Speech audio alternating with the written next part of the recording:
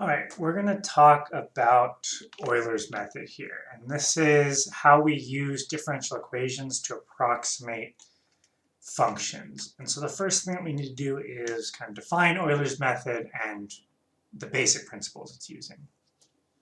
So Euler's method, in order to talk about this, we need to recall that differential equations describe the slope at every point, every individual point in space.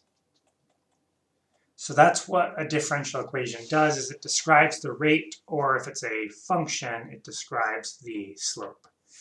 And then functions can be approximated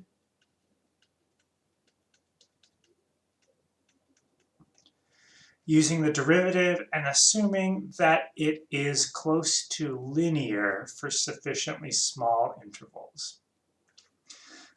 So if we're really zoomed in on a function, then that function will be very much linear. And you can see in the prepared notes I have for you, you see a little illustration there that shows how close it is to linear. And so therefore, a function can be approximated by repeating this linear approximation over and over and over again. So that picture in the notes you can see here.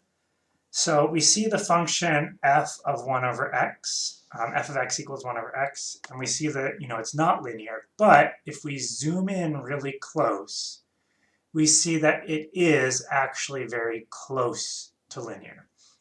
So in this case here, they're using x of 2 as the centering point, and when we get up to 2.1, you can see that these are basically the same number. And that's because when you get really close, it's basically linear. So if we do this idea many times, we can approximate our function. So as an example here, we want to approximate y of 2 using step sizes of x equals 0.5 for the differential equation of 2x minus 3,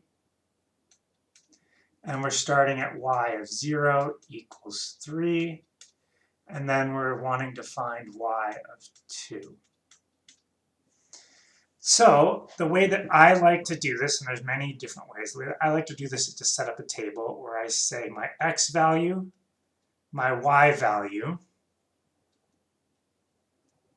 my slope value, so my dy by dx, and my delta y value.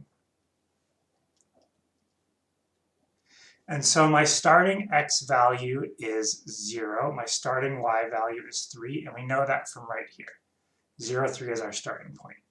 So dy by dx for 0, 3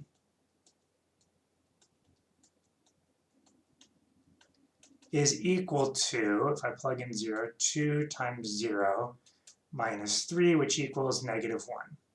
So my slope is negative 1.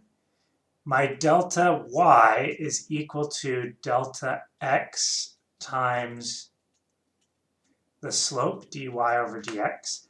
And this is because, remember, change in y is essentially, the slope is change in y over change in x. So if I have some delta x times my slope, that'll give me my change in y. This only works because we're assuming it's a linear function. So that's going to equal delta y. So that will be negative 1 times 0.5, because again, our delta x is equal to 0.5. So that means my change in y is negative 0.5. So I go from, negative 0.5. So now my x value, I add 0.5, so I go to 0.5. My y change is negative 0.5, so now my y value is 2.5. 3 plus negative 0.5 gives me 2.5. So now my change in y over change in x is going to be 0.5 comma 2.5. And that's equal to 2 times 0.5 minus 3. How did I do that so poorly? Sorry, we'll go back and fix this. 2 times 0 minus 3 is negative 3. So negative 3 times 0.5 would be negative 1.5. So let's fix all that.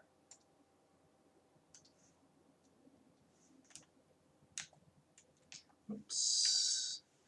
Okay, so negative 1.5. 1.5 minus 3 minus 1.5 is 1.5.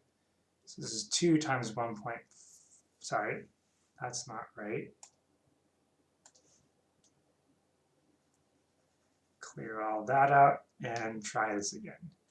So my x value is 0.5. My y value is 1.5. So that means I have 2 times 0.5 minus 3. And that's going to equal 1 minus 3, so negative 2. So my delta y equals negative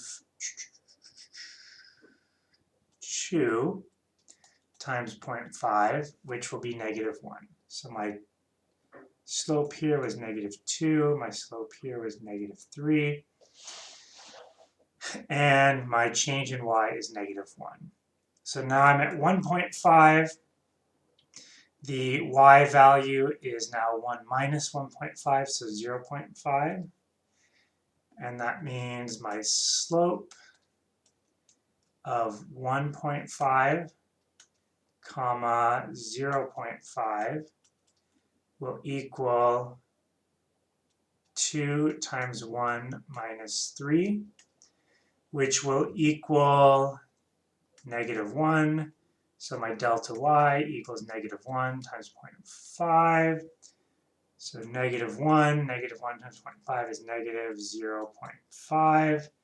And then lastly, my x value of 2, I'm going to subtract and I get 0. So that means I get the ordered pair point of 2, 0 as my final point. So that's going to estimate y of 2. Y of 2 should be about 0. And if we look here, I'll clear off that ink for a second. You can see the idea behind Euler's method. And again, this is an approximation, it's not exact.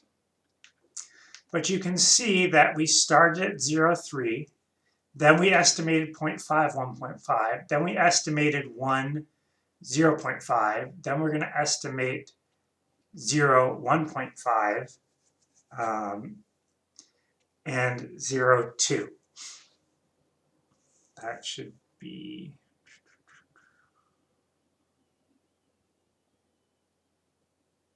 yeah. And as it would continue, it goes up. So you can see that this roughly approximates our function, but as time goes on, it gets less and less accurate. So that's the kind of first example. And our formal definition for Euler's method is given the initial value problem of y prime equals f of xy, y of x naught equals y naught. Then to approximate, we know that delta x, delta y over delta x is equal to f of x, y. Or in other words, the change in y is equal to f of x, y times the change in x. So we want to summarize this procedure really quickly. So first we're going to start at the initial position. Then you're going to solve for the slope. Then you're going to calculate the change in the dependent variable. Then estimate the next point using the change in the independent and dependent variables. And then finally, repeat steps 2 through 4 until you get to the final value that you care about. And that's the idea here. I'll have another video here in a second that shows another example.